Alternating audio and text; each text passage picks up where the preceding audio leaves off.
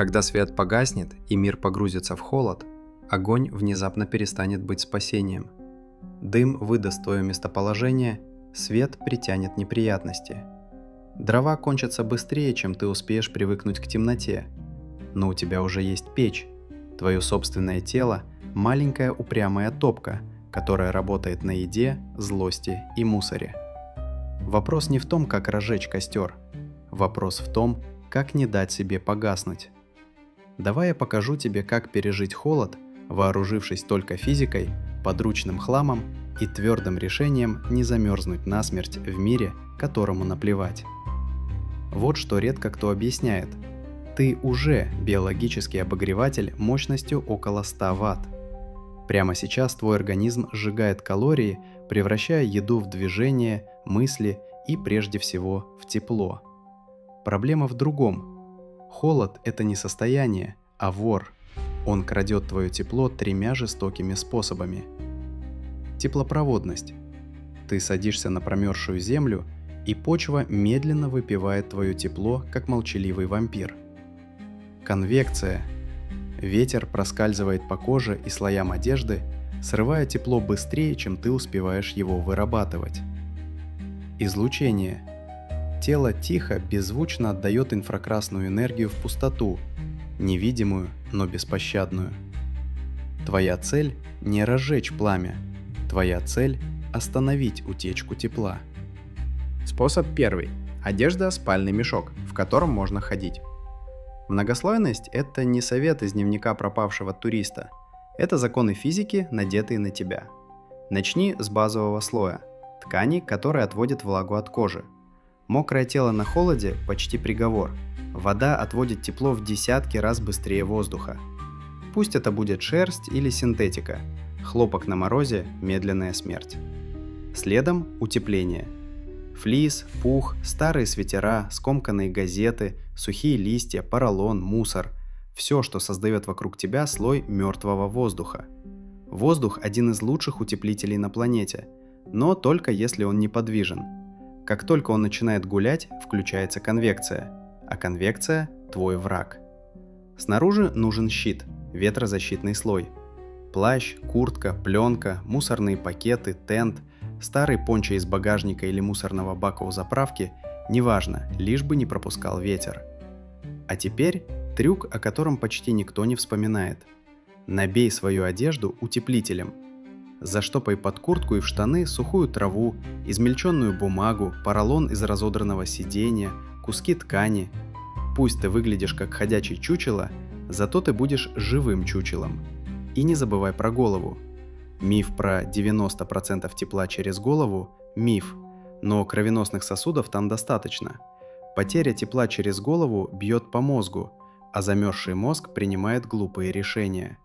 В какой-то момент тебе покажется, что стало жарко, и куртку можно снять. Это не тепло. Это гипотермия, которая шепчет тебе на ухо. Не слушай ее. Способ второй. Шалаш из лесного мусора. Природный спальный мешок. Нет палатки? Нет спальника? Значит, будет хижина. Сначала ищешь длинную крепкую ветку. Это твой коньковый брус. Один конец опираешь на дерево или камень на высоте пояса. Потом начинаешь наращивать ребра. Облокачиваешь на него ветки поменьше по обе стороны, как каркас ребер вокруг позвоночника. Получается примитивный скелет укрытия. А дальше начинается магия. Ты засыпаешь этот скелет лесом. Сухие листья, хвоя, трава, мох, любая сухая органика. Все идет в дело. Не жалей. Слой должен быть не меньше полуметра, а лучше толще. Это не крыша, которую надо сделать аккуратно. Это твоя стена из утеплителя. Каркас обязан почти исчезнуть под этим слоем. Затем ты заползаешь внутрь. Там тесно. Пахнет сырой землей, прелой листвой, лесным дном. Никакого простора, никакого комфорта. И в этом идеал. Чем меньше объем внутри, тем проще твоему телу его прогреть.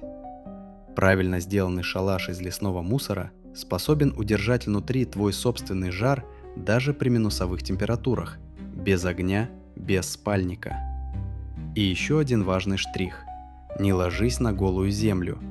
Выстели пол тем же мусором, листьями, травой, хвойными ветками. В противном случае холод почвы вытянет тепло из тебя медленно и неотвратимо, как ледяная пиявка. Способ третий. Шуршащее зеркало для твоего тепла.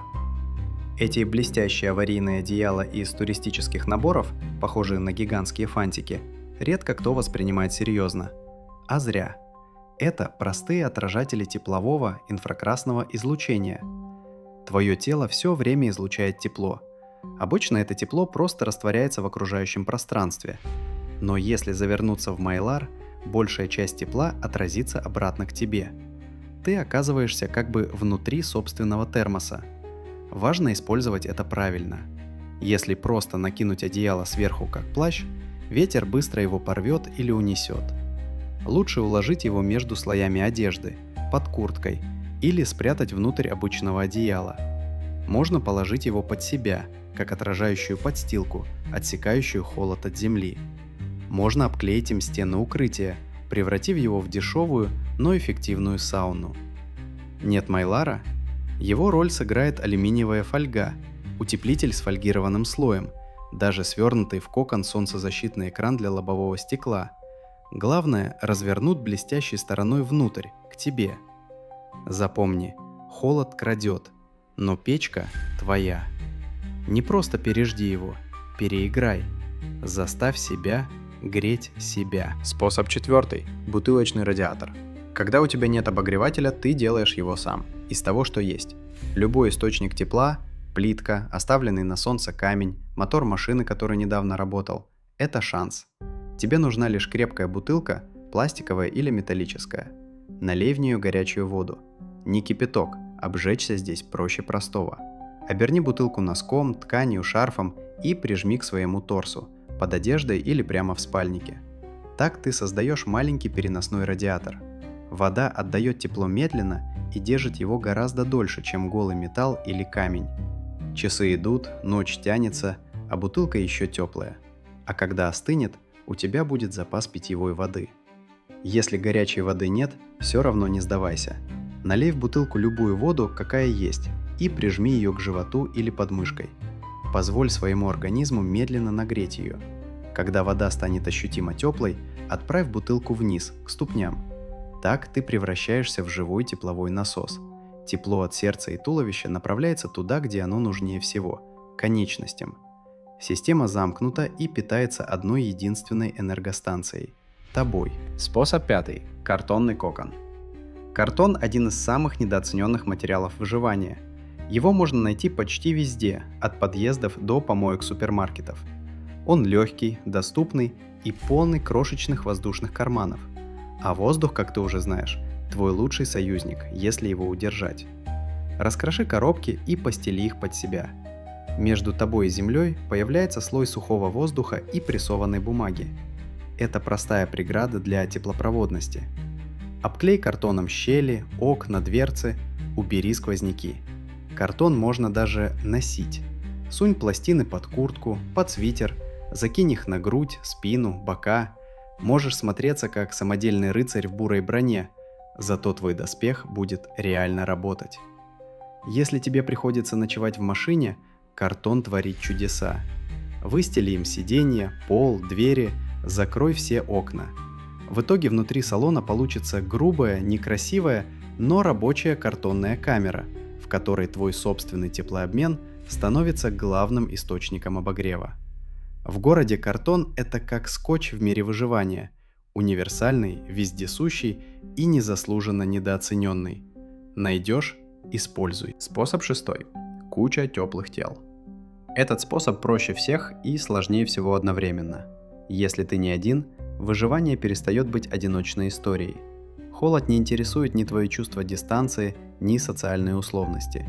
Если рядом есть люди, прижимайтесь. Спина к спине, бок к боку, под одним одеялом, в одном спальнике, накрытые всем, что есть. Два человеческих тела вместе сохраняют тепло лучше, чем по отдельности, потому что делят один объем теплого воздуха и одну общую оболочку. Так делают звери, так ночуют пингвины, прижимаясь друг к другу под ледяным ветром. Так спят волки в сугробах, собравшись плотным клубком. Ты ничем не лучше и ничем не хуже. Ты просто еще одно млекопитающее, которое не хочет умирать от холода. Если же ты один, сворачивайся калачиком. Подтяни колени к груди, обхвати их руками. Стань компактнее.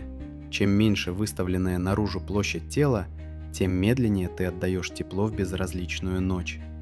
А если рядом с тобой есть собака, тебе повезло больше, чем ты думаешь. Это маленькая печь под шубой, работающая примерно на той же температуре, что и ты. Для нее ты стая и укрытие. Для тебя она – живой обогреватель, который не задает лишних вопросов. Ложись ближе. На этом этапе у тебя может возникнуть вопрос: не проще ли развести огонь? Огонь – вещь мощная, но капризная. Ему нужно сухое топливо, ему нужен кислород. Его нужно разжечь, а потом защищать от ветра, снега, дождя. Огонь – это роскошь, особенно когда вокруг все сыро, темно, и дрова уже не горят, а шипят. А вот твое тело – автономная биохимическая печь, которая круглосуточно сжигает жиры и углеводы, иногда вместе с остатками твоего терпения. Все, что ему требуется – вода, еда и теплоизоляция. Секрет выживания не в том, чтобы вырабатывать все больше и больше тепла. Ты уже его производишь. Настоящий секрет – научиться не отдавать его туда, где оно никому не нужно. В землю, в ветер, в холодное ночное небо. Нужно просто заткнуть утечки. И вот ночь тянется. Холод потолкается в двери, пытается пролезть через щели одежды, через землю, через тонкие стенки твоего укрытия. Но ты уже не просто жертва, дрожащая в темноте и надеющаяся на чудо. Ты слой за слоем утеплен. Ты закопался в мусор, превратив его в броню. Ты превратил бутылку в радиатор, картон в стены, других людей в живой щит. Твое тело все еще греет, твой мозг все еще думает. У тебя нет спичек? Нет газа? Неважно. Ты живешь не за счет костра, а за счет физики, смекалки и упрямого отказа умереть.